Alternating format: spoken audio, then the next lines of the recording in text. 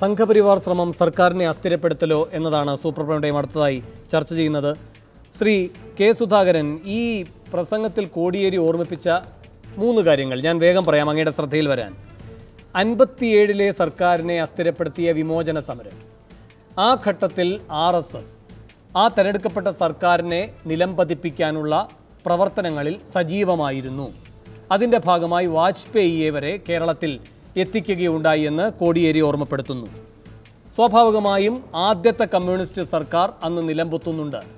പ്രധാനപ്പെട്ട കാര്യമായി പറയപ്പെട്ടത് ഈ ക്രമസമാധാനത്തിലെ പ്രശ്നങ്ങളടക്കമുള്ളതാണ്. 67-ൽ വീണ്ടും EMSൻ്റെ സർക്കാർ വരുന്ന ഘട്ടത്തിൽ ഈ പറയുന്ന ബീഡി തൊഴിലാളികൾക്ക് വേണ്ട മിനിമം വേജ് അന്നത്തെ ഗവൺമെൻറ് നടപ്പാക്കുന്നു.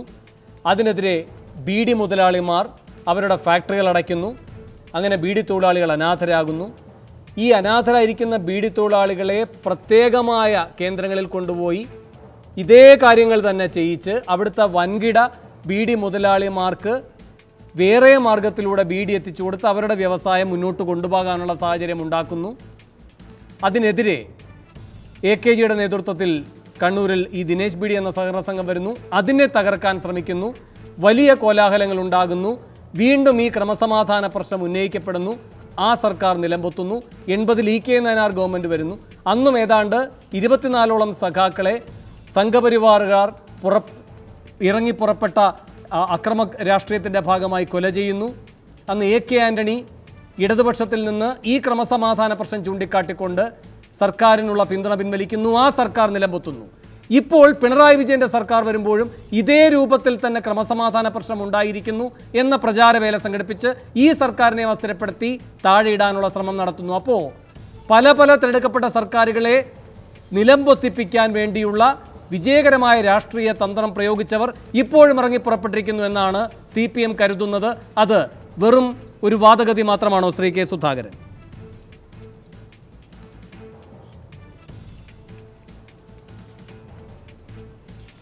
ഞാൻ ഇതിനെയൊക്കെ റൂൾ ഔട്ട് ചെയ്യുകയാണ്. ഇതൊക്കെ കേവലം ഒരു ബാലിശമായ അപ്രിഹെൻഷനാണ്. ഇതിൻ്റെ ഒന്നും ഒരു രാഷ്ട്രീയ പശ്ചാത്തലവും ഈ അക്രമത്തിനില്ല.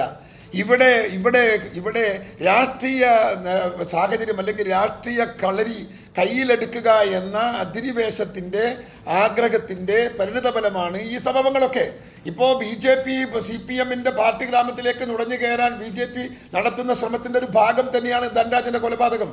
CPM എന്ന് പറയുന്ന രാഷ്ട്രീയ പ്രസ്ഥാനത്തിന് ശക്തിയുള്ള പ്രദേശത്ത് കയറി ചെല്ലുക വഴി അവിടെ രാഷ്ട്രീയ പ്രവേശനം, രാഷ്ട്രീയ എൻട്രി നേടിയെടുക്കുക എന്ന രാഷ്ട്രീയപരമായ ആവശ്യമാണ്. അതല്ലാതെ ഇതും ഗവൺമെൻറ്റും തമ്മിൽ ഗവൺമെൻറ്റിനെ അസ്ഥിരപ്പെടുത്താനൊക്കെ ഇതുപോലൊരു കൊലപാതകം കൊണ്ട് സാധിക്കുമോ? ഇല്ലല്ലോ. ക്രമസമാധാനം തകർന്നിട്ടുണ്ട്. ഇടതുപക്ഷം ഭരിക്കുന്ന എല്ലാ കാലയളവിലും അത് 57-ലായാലും 67-ലായാലും അതൊന്നും ഒരു ഗവൺമെൻറ്റിനെ പുറത്താക്കാനുള്ള ബോധപൂർവമായ ശ്രമമായിരുന്നില്ല. അന്നൊക്കെ മനുഷ്യരുടെ എല്ലാ അവകാശങ്ങളും ലംഘിക്കപ്പെട്ടിട്ടുണ്ട്. ഇവിടെ ക്രമസമാധാനം തകർന്നിട്ടുണ്ട്. CPM ഭരിക്കാൻ കയറിയ എല്ലാ കാലയളവിലും സെൽ ഭരണമാണ് കേരളം കണ്ടത്. ആ സെൽ ഭരണത്തിനെതിരെയുള്ള ജനവികാരമാണ് ഓരോ സന്ദർഭത്തിലും ഉണ്ടായ 57-ലെ സമരവും 67-ലെ സമരങ്ങളുമൊക്കെ ജനസഞ്ചയത്തിൻ്റെ മനസ്സിൽ നിന്ന് പൊട്ടിമുളച്ച ജനാധിപത്യ അവകാശ സംരക്ഷണത്തിൻ്റെ പോരാട്ടമാണ്. അതല്ലാതെ അതിനെയൊക്കെ നിങ്ങൾ ഈ ഗവൺമെൻറ്റിനെ പുറത്താക്കാനുള്ള ഒരു സമരമായി ലഘൂകരിക്കുന്നത് ചരിത്രത്തോട് കാണിക്കുന്ന ഏറ്റവും വലിയ കൃതജ്ഞതയും ഏറ്റവും വലിയ നന്ദികേടും വസ്തുതാ വിരുദ്ധവുമാണ് എന്ന് ഞാൻ ആണയിട്ട് പറയാൻ ആഗ്രഹിക്കുന്നു. ഇവിടെ കൊല്ലിയാണ്. ഇവിടെ ഞാൻ ചോദിക്കുന്നു, CPMഉം BJPയും ആരും പിറകിലല്ല. BJP പഴയ BJP അല്ല. കണ്ണൂരിനെ സംബന്ധിച്ച് പഴയ BJP അല്ല. അവരും കൊന്നുകൊണ്ടിരിക്കുന്നു. CPMഉം കൊന്നുകൊണ്ടിരിക്കുന്നു. രാഷ്ട്രീയ അതീശത്വം കയ്യിൽ ഉറപ്പിക്കാനുള്ള അക്രമ പോരാട്ടത്തിന്റെ പരിണിത ഫലമാണ് ഈ കൊലപാതകം. അതിന് രാഷ്ട്രീയത്തിന് നിറം കൊടുക്കുന്നത് ഒരിക്കലും അംഗീകരിക്കാൻ സാധിക്കില്ല. അതിന് രാഷ്ട്രീയത്തിന്റെ പശ്ചാത്തലം കൊടുത്ത് ന്യായീകരിക്കുന്നത് വസ്തുതകളോടുള്ള ഏറ്റവും കടുത്ത വെല്ലുവിളിയാണെന്ന് പറയാതിരിക്കാൻ നിർവാഹമില്ല. ശരി, ശ്രീ MD രമേശ്, 3 സർക്കാരുകളെ നിലംപതിപ്പിക്കുന്നതിന് വേണ്ടിയിട്ടുള്ള പ്രേരക ശക്തിയായി നിങ്ങൾ നിന്നു എന്നതാണ് ആക്ഷേപം. നമുക്കതും ചർച്ച ചെയ്യേണ്ടതുണ്ട്. അല്ലാതെ ഈ കൊല്ലിനു കൊല മാത്രമല്ല.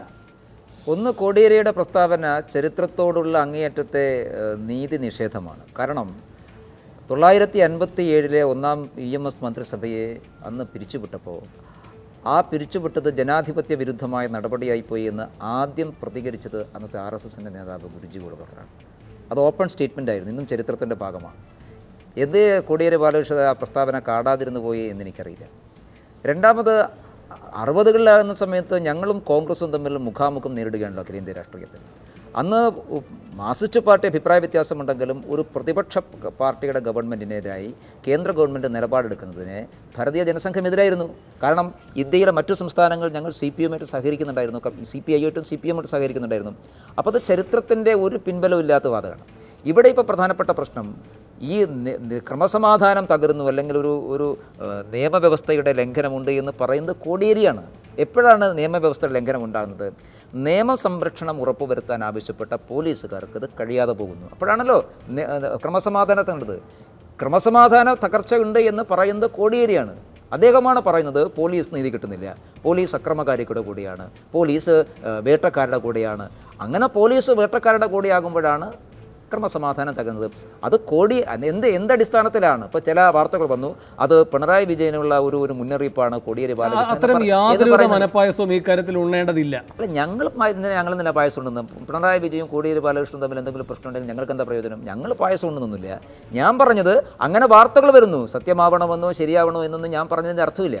പക്ഷേ ഇന്നലെ പോലീസിനെതിരായിട്ടുള്ള, ഒന്നുകിൽ അത് പിണറായി വിജയൻ മുഖ്യമന്ത്രിയും ആഭ്യന്തരമന്ത്രിയും ഈ പ്രശ്നം കൃത്യമായി കൈകാര്യം ചെയ്യുന്നില്ല എന്നുള്ള ഒരു മുന്നറിയിപ്പാണ്, അല്ലെങ്കിൽ പോലീസിനുള്ള മുന്നറിയിപ്പാണ്. നിങ്ങൾ ഇങ്ങനെയല്ല ചെയ്യേണ്ടത്, ജയരാജൻ പറയും, അല്ലെങ്കിൽ കണ്ണൂരിലെ CPI നേതാക്കന്മാർ പറയും, അതുപോലെ അങ്ങ് ചെയ്താൽ മതി എന്നുള്ള മുന്നറിയിപ്പാണ്. ഇത് രണ്ടായാലും നിയമവ്യവസ്ഥയുടെ തകർച്ചയാണ്. ആ തകർച്ചയ്ക്ക് ചുക്കാൻ പിടിക്കുന്നത് കോടിയേരി ബാലകൃഷ്ണനാണ്. ഞങ്ങളെ കുറ്റപ്പെടുത്തിയിട്ട് എന്താ കാര്യം? ശരി, ശ്രീ N. വേണു, ഇവിടെ ഇന്ന് രമേശ് ചെന്നിത്തല പറയുകയായിരുന്നു, അദ്ദേഹം നേരിട്ട് കണ്ട കാര്യം ഈ കണ്ണൂർ സന്ദർശിച്ചപ്പോൾ. അവിടെയുള്ള ഈ പയ്യന്നൂർ സംഭവവുമായി ബന്ധപ്പെട്ട് അദ്ദേഹം അവിടെ പോയപ്പോൾ അവിടുത്തെ CI ഓഫീസിൽ CPM പ്രവർത്തകരുടെ പ്രതിഷേധ ധർണ നടക്കുകയാണ്, പോലീസിൽ നിന്ന് നീതി കിട്ടുന്നില്ല എന്ന് പറഞ്ഞുകൊണ്ട്. അതിനെ തുടർന്നാണ് ഇന്നലെയും കോടിയേരി ആ കാര്യം ആവർത്തിക്കുന്നത്, ഇരകളുടെ പക്ഷത്തല്ല പോലീസ് നിൽക്കുന്നത് എന്ന്. ഇത് വളരെ വിചിത്രമായി തോന്നുന്നു. ഇവർ ഭരിക്കുമ്പോൾ ജയരാജൻ പറയുന്നിടത്താണ് പോലീസ് നിൽക്കുക എന്നാണ് പൊതുവിലുള്ള വ്യാഖ്യാനം. അതിൽ ഭിന്നമായ ഒരു സാഹചര്യം ഇപ്പോൾ അവിടെ ഉണ്ടായിരിക്കുന്നത് എന്തുകൊണ്ടാണ്?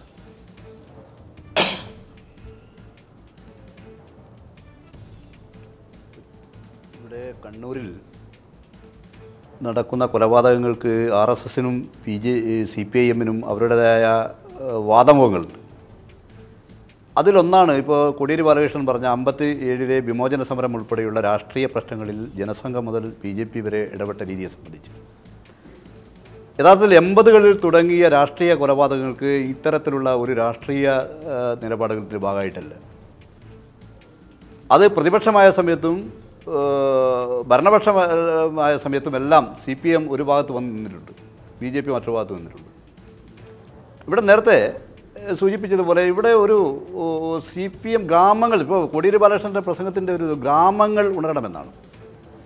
ഇപ്പോൾ കണ്ണൂരിലെ രാഷ്ട്രീയ സാഹചര്യം പരിശോധിച്ച് നോക്കുമ്പോൾ ഓരോ പ്രദേശത്തും ഓരോരുത്തരുടേതായ കുത്തകാവകാശം നിലനിൽക്കുന്നു. ആ അവകാശത്തിൻ്റെ മേൽ മറ്റൊരു സംവിധാനം കൈയടക്കാനുള്ള ശ്രമം നടത്തുമ്പോഴുള്ള ചെറുത്തുനിൽപ്പുകളൊക്കെ ഈ കൊലപാതകങ്ങളുടെ പിന്നിൽ വന്നുകൊണ്ടിരിക്കുന്നുണ്ട്. ഇപ്പോൾ കണ്ണൂരിൽ പൊതുവെ RSSലേക്കും അതുപോലെ BJP-യിലേക്കും CPM അണികൾ പോയിക്കൊണ്ടിരിക്കുന്ന അവസ്ഥയുണ്ട്. വോട്ടിംഗ് പാറ്റേണിൽ അത് വന്നുകൊണ്ടിരിക്കുന്നുണ്ട്. അതിനെ തടഞ്ഞു നിർത്താനുള്ള ആഹ്വാനം കൂടിയാണ് യഥാർത്ഥത്തിൽ കോടിയേരി ബാലകൃഷ്ണൻ നടത്തിയിട്ടുള്ളത്. വെറും കൊലപാതകം ഏതെങ്കിലും ഒരു പ്രശ്നത്തിൻ്റെ പേരിൽ തിരിച്ചു പറയണമെന്നല്ല, തങ്ങളുടെ രാഷ്ട്രീയ മേധാവിത്വത്തെ ഗ്രാമങ്ങളെ, രാഷ്ട്രീയ കേന്ദ്രീകരിച്ച ഗ്രാമങ്ങളിൽ വന്ന് കൊല ചെയ്തു പോകുക എന്ന് പറയുമ്പോൾ നിങ്ങൾ ഉണർന്നിരിക്കണമെന്ന് പറയുന്നതിൻ്റെ അർത്ഥം അതിനെ വ്യാഖ്യാനിച്ച് വാരിച്ച് ഈ വിമോചന സമരത്തിലെ രാഷ്ട്രീയത്തിൽ എത്തിക്കേണ്ട കാര്യമൊന്നുമില്ല. വളരെ കൃത്യമാണ്, ഗ്രാമങ്ങൾ കൈവിട്ടു പോകുന്നതിനുള്ള ഇരു പാർട്ടികളുടെയും ചെറുത്തുനിൽപ്പിൻ്റെ വേണ്ടിയാണ് പാവപ്പെട്ട മനുഷ്യർ കൊല ചെയ്യപ്പെട്ടുകൊണ്ടിരിക്കുന്നത്. പാവപ്പെട്ട മനുഷ്യർ ഏറ്റവും അപക്വമായ രാഷ്ട്രീയ നിലപാടാണ് കോടിയേരി സ്വീകരിച്ചിട്ടുള്ളത്. മനസ്സിലുണ്ടെങ്കിലും അത് തുറന്നു പറയുന്നതായിരുന്നു. അപ്പോൾ ഒരു കാര്യം ഉറപ്പാണ്, ഇപ്പോൾ ഭരണം മാറിയപ്പോൾ ഉദ്യോഗസ്ഥരിൽ വലിയ മാറ്റങ്ങൾ വന്നു, DGP മാറുന്നു. ഇപ്പോൾ കോടിയേരി പറഞ്ഞ ഒരു കാര്യം, ഈ BJPക്ക് ഈ ഭരണം അട്ടിമറിക്കാതെ വല്ലാതെ എന്ത് പ്രയാസമാണ് BJPക്കുള്ളത്? ഇവിടെ BJPയുടെ നയങ്ങളിൽ എന്തെങ്കിലും വ്യത്യാസം ഈ CPIM-ൻ്റെ നിലപാടുകൾക്കുണ്ടോ? നരേന്ദ്രമോദിയും പിണറായി വിജയനും തമ്മിൽ വല്ല അഭിപ്രായ വ്യത്യാസമുണ്ടോ? ജനങ്ങളുടെ പ്രശ്നങ്ങളെ സംബന്ധിച്ച് നയങ്ങളുടെ കാര്യത്തിൽ നരേന്ദ്രമോദിക്കും പിണറായി വിജയനും ഒരേ സാമ്പത്തിക ഉപദേശകരല്ലേ? അപ്പോൾ അക്കാര്യങ്ങളിലൊക്കെ വളരെ യോജിച്ച് പോയിക്കൊണ്ടിരിക്കുന്ന ഗവൺമെൻറ്റിനെ, പ്രത്യേകിച്ചും ഇന്ത്യയിൽ ഒരു BJP ഇതര സംസ്ഥാന ഗവൺമെൻറ് ഏറ്റവും നല്ല നിലയിൽ കേന്ദ്രത്തെ സഹകരിച്ചുകൊണ്ടിരിക്കുന്ന ഒരു ഗവൺമെൻറ്റാണ് പിണറായി വിജയൻ്റെ സർക്കാർ. ഞാൻ ഇടപെടുകയാണ്. അതല്ല CPM മുന്നോട്ട് വയ്ക്കുന്ന രാഷ്ട്രീയം. BJPയെ കേരളത്തിൽ ശക്തമായി പ്രതിരോധിക്കുന്ന ജനകീയ അടിത്തറയുള്ള പ്രസ്ഥാനം എന്ന നിലയിലാണ് അവർ അതിനെ നിർവചിച്ചിരിക്കുന്നത്. ശ്രീ എൻ വേണു, ഞാൻ ഇടവേളയിലേക്ക് പോവാണ്. ഇടവേളയ്ക്ക് ശേഷം തിരികെ എത്താം.